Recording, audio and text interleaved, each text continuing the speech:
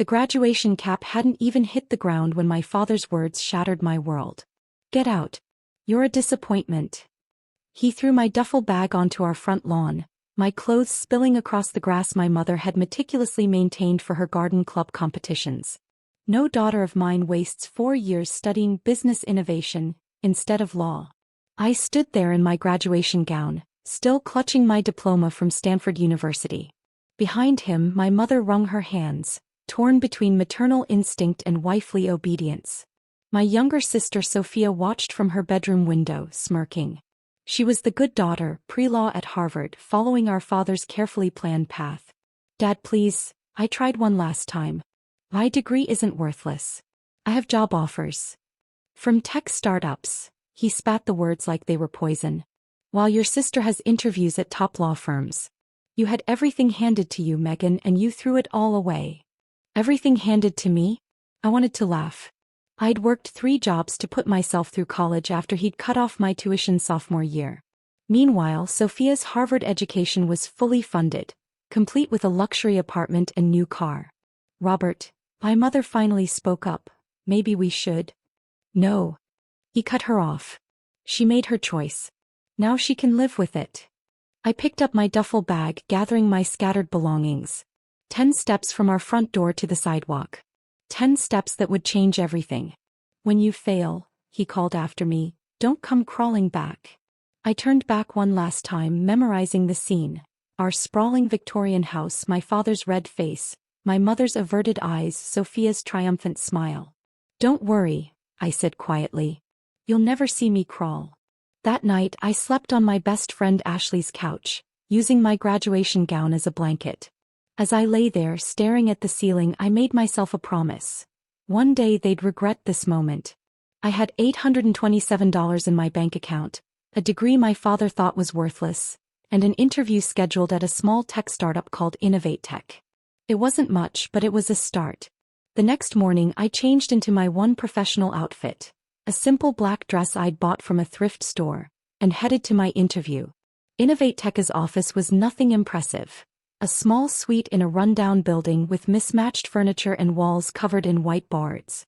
The CEO Sarachan was nothing like I expected. No power suit, no corner office, just a brilliant woman in jeans and a t-shirt, who saw potential where others saw risk. "Your thesis on disrupting traditional real estate investment through technology is fascinating," she said, gesturing to my portfolio. "Most people think real estate tech is just about listing apps. You see the bigger picture." I got the job, junior innovation strategist. The salary was minimal, but it came with something more valuable: equity in the company. My father would have called it worthless paper. I called it opportunity. For the next 2 years, I lived in a tiny studio apartment, eating ramen and working 18-hour days.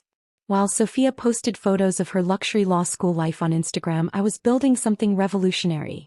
A platform that would change how people invested in real estate. Innovate Tech's big break came in our 3rd year. Our platform caught the attention of major investors, and suddenly that worthless paper was worth millions. But I wasn't done. I had bigger plans. I started buying properties through shell companies, using the technology we'd developed to identify undervalued assets. Every time my family posted about their perfect life, I acquired another building. Every dismissive comment about my career fueled another investment. They had no idea that their perfect daughter's path wasn't so perfect. Sophia was struggling in law school, barely maintaining the grades needed to keep her spot. My parents poured money into tutors, test prep, anything to keep their dream of a lawyer daughter alive. I learned this through the family grapevine, mainly my Aunt Clara, the only one who'd stayed in touch after my exile. She kept me updated on their lives, though I never asked. "Your father's law practice isn't doing well," she told me over coffee one day, 5 years after graduation. "The market's changed, but he won't adapt." They had to downsize, move into an apartment building downtown. I nodded, not mentioning that I'd already known this. I knew everything about Highland Towers, the building they'd moved into. I knew its maintenance history, its occupancy rates, its potential value after renovation. "The rent keeps going up," Aunt Clara continued. "Your mother's worried they might have to move again." I hid my smile behind my coffee cup. Of course the rent was going up. Highland Towers was owned by one of my shell companies, though the property manager was under strict instructions to treat the Walters family like any other tenant. 7 years after graduation, Innovate Tech went public. My equity stake was worth over $50 million. I was now CEO of my own real estate investment firm, with a portfolio worth hundreds of millions. But my family still thought I was probably working some entry-level tech job if they thought of me at all. Then came the day I'd been waiting for. "Miss Stevens," my assistant Emma called from her desk, "Highland Towers property manager is on line 1. Apparently, there's a tenant making a scene about the latest rent increase." I pressed the speakerphone button, already knowing what I'd hear. "This is unacceptable," my father's voice boomed through the speaker. "I demand to speak to the owner. This is the 3rd increase in 2 years." The property manager, following my long-standing instructions, remained professional. "Sir, the owner is a private investment firm. They set market-rate rents for all properties. Do you know who I am? I'm Robert Walters.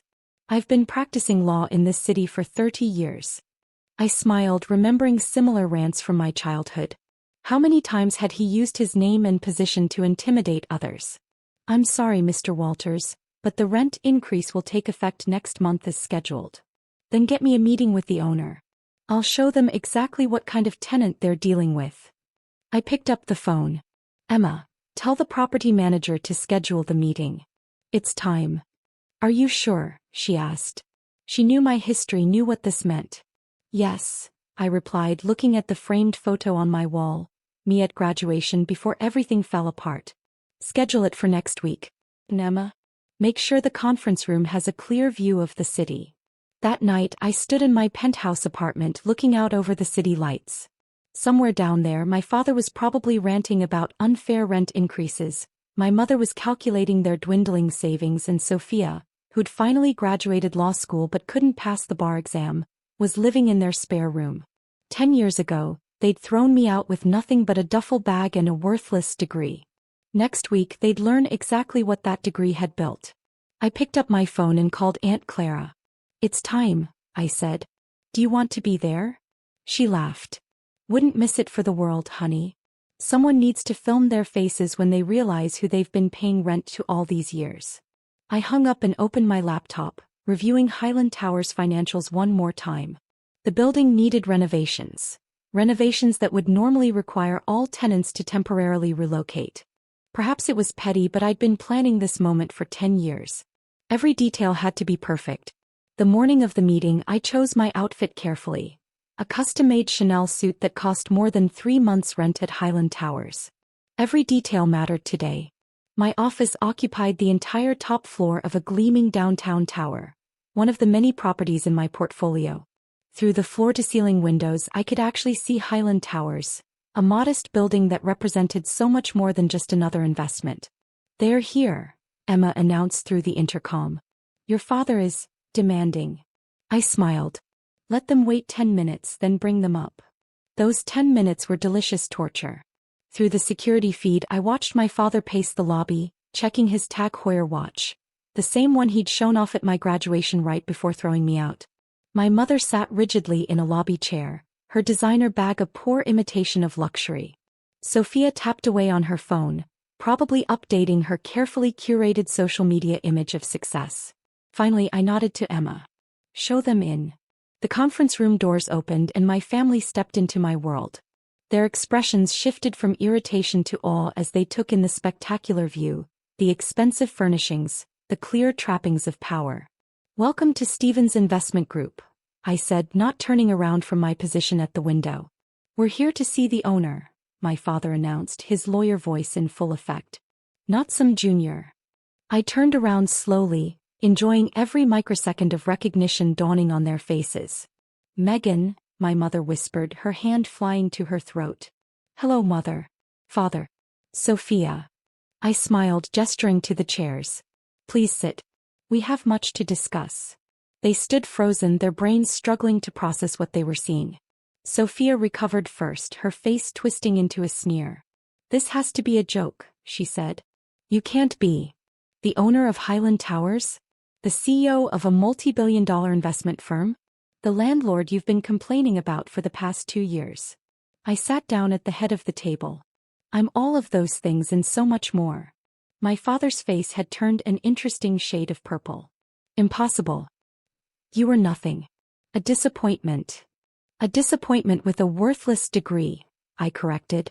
Who now owns the building you live in, along with about 30% of the city's premium real estate portfolio? But, my mother stammered, you never said anything. All these years. Why would I?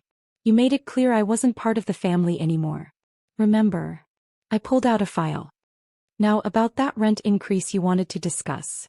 This is ridiculous, my father exploded. You can't. Can't what? Raise the rent to market rate? Require all tenants to temporarily relocate for necessary renovations? Surely I can. It's all perfectly legal. I smiled. You're a lawyer, Dad. You should know that. Sophia leaned forward, her Harvard-trained mind finally catching up. Wait? Renovations? We'd have to move. For about 6 months, I confirmed. Unless, of course, you'd prefer to terminate your lease early. Though finding comparable housing in this market might be challenging. You wouldn't dare, my father growled. We're family. I stood up slowly, placing both hands on the table. Family? Was I family when you threw me out after graduation? When you cut off my tuition? When you told everyone I was a failure? My mother started to cry, dabbing her eyes with an expensive handkerchief. Sweetheart, we were just trying to guide you. Guide me? I laughed. You were trying to control me. Force me into the life you wanted. Well, guess what? My worthless degree built this. I gestured to the office, the view, the empire they could see but couldn't quite believe. While you were pouring money into Sophia's law school dreams, I was building something real. Sophia flinched. We all knew she'd failed the bar exam 3 times now. How much? My father finally asked, his voice hoarse. Excuse me. How much is your company worth? How much are you worth? Of course that would be his first real question. I smiled. Stevens Investment Group manages over $4 billion in assets. My personal net worth. I paused for effect. Last time Forbes checked, about $500 million. My mother actually gasped. Sophia's phone slipped from her fingers. Now, I continued, pulling out another file, let's discuss your options. Option 1. Accept the rent increase and temporary relocation during renovations. Option 2. Break your lease and find new housing immediately. Option 3. I paused, letting them lean in hopefully. You can beg. Beg? My father's face darkened. I will never. Then I guess we're done here. I stood up. Emma will show you out. Wait, my mother burst out. Please, Megan. We were wrong. We see that now. Please don't do this to us. I sat back down slowly. Do what exactly? Treat you the way you treated me? Make you feel powerless? Homeless? We're sorry, Sophia said, but I could see the calculation in her eyes. She wasn't sorry, she was scared. Sorry doesn't pay the rent, I replied, using the exact words my father had thrown at me when I'd begged for help during college. But maybe we can work something out. Hope flickered across their faces. I'll maintain your current rent rate, no increase, on 3 conditions. I held up one finger. First, you publicly acknowledge how wrong you were about me. Every social media post bragging about Sophia's law career gets balanced with one about my success. My father started to protest, but my mother gripped his arm. Second, another finger, you'll attend the opening of our new Tech Innovation Center next month. The one being built where your old law office used to be. You'll smile for photos and tell everyone how proud you are of your entrepreneurial daughter. Sophia's face twisted with jealousy, but she stayed quiet. And third, my father ground out. Third, I smiled, every year on the anniversary of my graduation you'll host a dinner. You'll invite everyone who heard you call me a disappointment. And you'll tell them exactly how wrong you were. The silence stretched out, heavy with a decade of karma. And if we refuse? My father finally asked. I shrugged. Then the rent increases take effect next month. Renovations begin in 60 days. And you'll have to explain to all your country club friends why you're living in a budget motel. My mother broke first. We'll do it.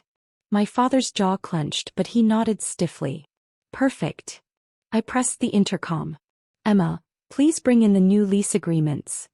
As they signed the papers, I noticed Sophia typing frantically on her phone. A quick glance at my own showed she was already updating her social media. So proud of my amazing sister Megan. Her business success inspires me every day. #businesswoman, #proud sister, #success. I bit back a laugh. Some things never change.